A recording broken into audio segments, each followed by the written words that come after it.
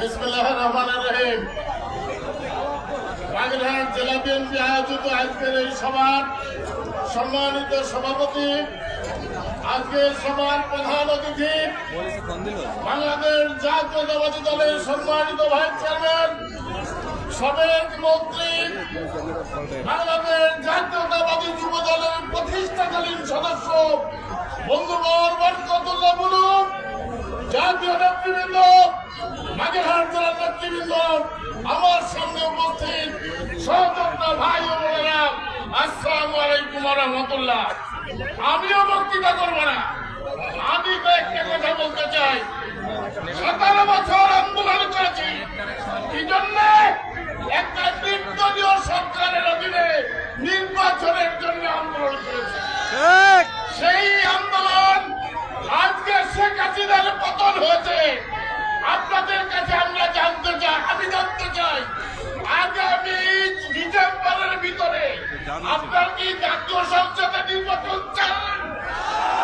যদি চান হাত তুলে দেন। আমি ডক্টর মোহাম্মদ ইউনূস সাহেব, অন্তর্বর্তী সরকারের প্রধান উপদেষ্টা, আপনাকে আমি বলতে চাই, আপনার এজেন্সির লোক আছে, বাগেরহাটের মানুষ অতি দ্রুত জাতীয় সংসদে নির্বাচন চায়। আপনি জাতীয় সংসদে নির্বাচনের ব্যবস্থা গ্রহণ করেন। প্রিয় ভাইরা, আরো দুটো দাবি, একটা জিনিসপত্রের দাম কমাতে হবে, আর একটা হচ্ছে আইন শৃঙ্খলা উন্নতি করতে হবে।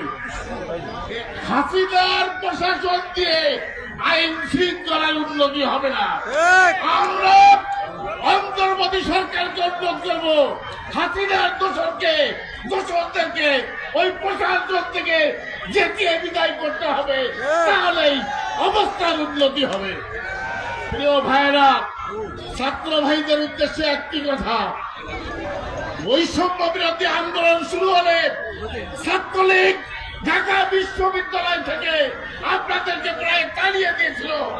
সেদিন জাতীয়তাবাদী ছাত্রদল আপনাদের হয়ে রুখে দাঁড়িয়ে ওই ছাত্রলীগকে বিতাড়িত করে বিশ্ববিদ্যালয়ের ক্যাম্পাস মুক্ত করেছিল।